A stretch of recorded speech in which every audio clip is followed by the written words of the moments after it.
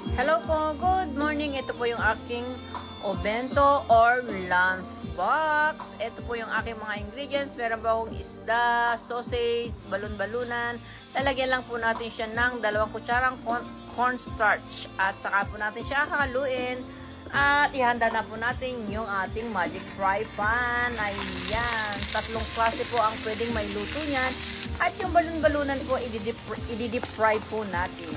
Ayan. Para sabay-sabay na po siyang maluto. Wala po siyang mga 10 minutes. Luto na po siya lahat. At ito po yung spinach.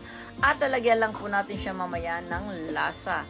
Lagyan natin siya ng katsubushi at konting toyo. At ayan yung ating kanin.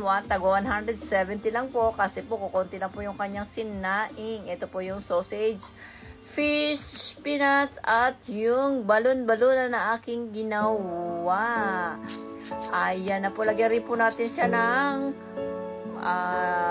purikake at ng daikon. Ayan na po ang aming baon. At syempre maglalagay rin po tayo ng misoshiru. Ayan, soup sa mga papasok. Yotsukete kudasai. Terashimase. Kagashi na yoni kyomo ichinichi gambarimasyo. See you tomorrow. God bless po. Thank you.